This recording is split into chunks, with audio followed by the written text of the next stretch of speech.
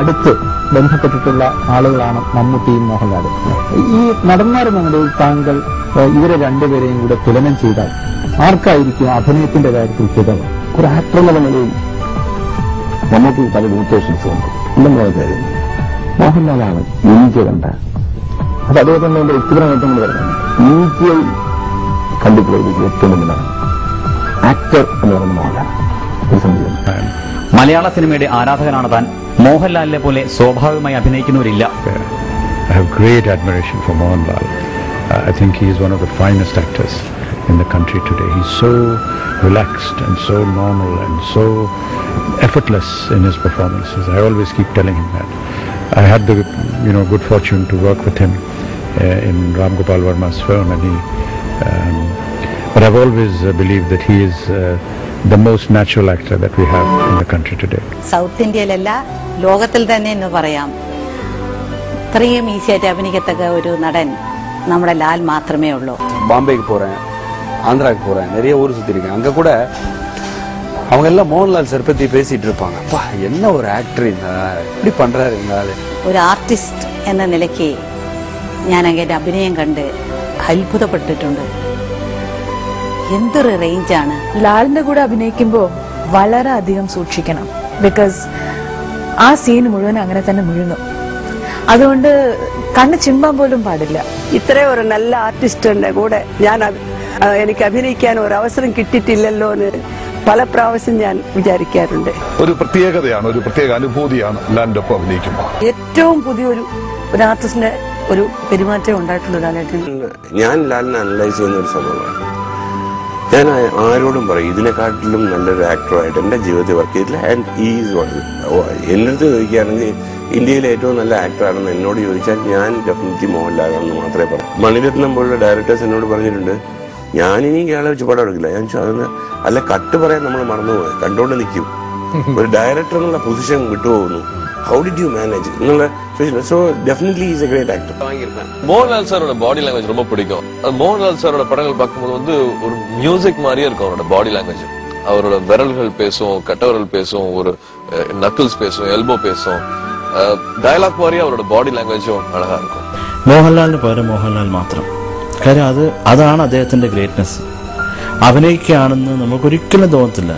അഭിനയം എന്താ പറയുക, അഭിനയ മുഹൂർത്തങ്ങൾ ഒരിക്കലും നമുക്ക് മനസ്സിൽ നിന്ന് മായാത്ത വിധത്തിലുള്ള അഭിനയ മുഹൂർത്തങ്ങൾ കാഴ്ചവെച്ചൊരു അതുല്യ പ്രതിഭയാണ് ശ്രീ മോഹൻലാൽ. മോഹൻലാൽ എന്ന നടനെ മലയാള സിനിമയിൽ അല്ലെങ്കിൽ ഇന്ത്യൻ സിനിമയിൽ തന്നെ ഒരു നടനുള്ള നിലയ്ക്ക് ഒരു വ്യത്യസ്തമായ ഒരു സ്ഥാനം ഉണ്ടായിരിക്കുന്നതിന്റെ കാരണം തന്നെ ഇദ്ദേഹം ഒരിക്കലും അഭിനയിക്കാറില്ല, മറിച്ച് ആ കഥാപാത്രമാവുകയും ആ കഥാപാത്രത്തിനെ പോലെ ബിഹേവ് ചെയ്യുകയും ചെയ്യാണ് അദ്ദേഹം ഒരു സിനിമയിലും ചെയ്യുന്നത്. അതുകൊണ്ട് തന്നെ എനിക്ക് തോന്നുന്നത് ഏതൊരു സംവിധായകനെ സംബന്ധിച്ചും ഒരു സംവിധായകന്റെ ഏറ്റവും പ്രിയപ്പെട്ട നടനാവാൻ ശ്രീ മോഹൻലാലിന് പെട്ടെന്ന് കഴിയും. സിനിമയിലെ ഏറ്റവും നല്ല നടന്മാരിൽ ഒരാൾ എന്നുമല്ല മോഹൻലാലിനെ കുറിച്ച് പറയേണ്ടത്. ലോക സിനിമയിലെ ഏറ്റവും വലിയ നടന്മാരിൽ ഒരാൾ എന്നാണ്. Mohanlal is a born actor. സൂക്ഷ്മഭാവങ്ങൾ പോലും ഇത്രയും മനോഹരമായിട്ട് മുഖത്തും ശരീരത്തിലും ബോഡി ലാംഗ്വേജിലും കാണിക്കുന്ന ഒരു നടനെ നമുക്ക് വേറെ കാണാൻ കഴിയില്ല.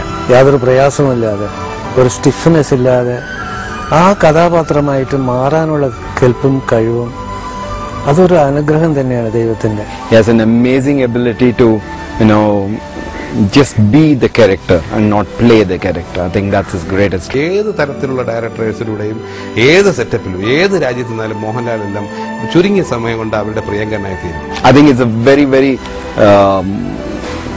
huge gift to a director to have an actor like Lal. സംവിധായകൻ നിർദ്ദേശിക്കുന്ന മാനങ്ങൾക്കപ്പുറം തന്റേതായ ഒരു മാനം കൂടി അദ്ദേഹത്തിന് അതിൽ ചേർത്ത് വെക്കാൻ കഴിയും. അതുകൊണ്ടാണ് ഈ കലാകാരൻ ഒരു അത്ഭുത പ്രതിഭയായിട്ട് മാറുന്നത്. മോഹൻലാലിന്റെ കൺപീലികളും നഖത്തിന്റെ അറ്റം പോലും അഭിനയിക്കുന്നു. നിർജീവമായ നഖത്തിന്റെ അഗ്രങ്ങൾ പോലും അഭിനയിക്കുന്നു. കാണാനോ കഴിയും പലപ്പോഴും. ഇന്ത്യൻ സിനിമയിൽ അതുപോലെ നടന്നുണ്ട്.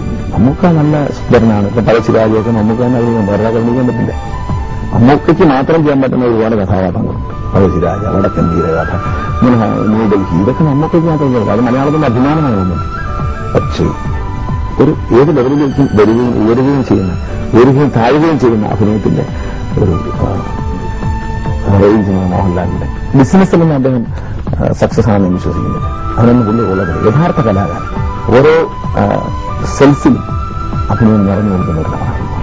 സംബന്ധിച്ചിടത്തോളം അദ്ദേഹത്തിന് പറയാനുള്ള അവകാശം അദ്ദേഹം എന്ത് പറയണം? മലയാള സിനിമയിൽ അമ്മയുടെ കാര്യം മാത്രം നോക്കിയാൽ പോരാ. മലയാളത്തിൽ മോഹൻലാൽ മലയാള സിനിമയുടെ കാര്യങ്ങൾ കൂടെ നോക്കാനുള്ള അവകാശം മോഹൻലാലിനോട്. മോഹൻലാല് ബി എ എന്ന് പറഞ്ഞ പരീക്ഷ ക്ലാസ് നോക്കി മാർക്കിട്ട് മോഹൻലാലിന്റെ സെക്രട്ടറി ആക്കിയതല്ല. മോഹൻലാലിന്റെ മലയാളത്തിന്റെ സിനിമ അഭിനയം തൊഴിലാക്കിയ തൊഴിലാളികൾ തെരഞ്ഞെടുത്ത സെക്രട്ടറിയാണ്. അതുകൊണ്ട് മലയാള സിനിമയിൽ മോഹൻലാൽ പറയുന്നത് ഒരു വിലയുണ്ട്. മോഹൻലാലിന് പറയുന്നത് കേൾക്കാൻ ഞങ്ങളെല്ലാവരും. മോഹൻലാലിന്റെ എന്ത് കാര്യം മോഹൻലാൽ പ്രസംഗിച്ചാലും കുറിച്ച് അധിക പ്രസംഗം നടത്തിയാലും ഞങ്ങൾ സഹിക്കും. ഈ അധിക പ്രസംഗം പറയാനാണ് ഇനിയും മോഹൻലാലിന്റെ പുറകിൽ ഞങ്ങൾ പോകുന്നത്.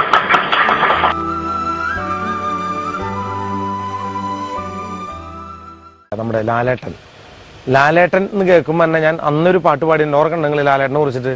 മോഹൻലാല ഹൈ മോഹൻലാല മലയാള സിനിമയുടെ സൂപ്പർ സ്റ്റാറാ, ഇടതു തോൾ ചരിച്ചു വെച്ച് ഹിപ്പ് മുടി നീട്ടി വെച്ച് ഫാസിലിന്റെ ചിത്രത്തിൽ വന്ന ലാല, ഉടുമുണ്ടുരിഞ്ഞു വെച്ച് മുട്ടനാടിൻ ചോരമോന്തി ആടുതോമയായെന്നും നിന്ന ലാല, ഭരതനാട്യ ചോട് വെച്ച് കഥകളിയുടെ മുദ്ര കാട്ടി ഭരതത്തിൽ ഭരത് വാങ്ങി വന്ന ലാല, ആക്ഷൻ എന്ന് കേട്ടിടുമ്പോൾ ഒറ്റ ടേക്കിലൊക്കെയാക്കും മോഹൻലാല.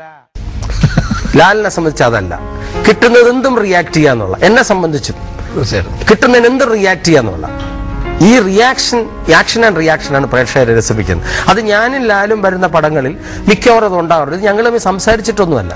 അദ്ദേഹവും കയ്യിൽ നിന്ന് പ്രതീക്ഷിക്കാതെ ക്യാമറയുടെ മുമ്പിൽ ഒരു വാക്ക് പറയും, അല്ലെ ഒരു വരി പറയും, അതിന് ഉത്തരം പറയാൻ ഞാൻ ബാധ്യസ്ഥനാണ്.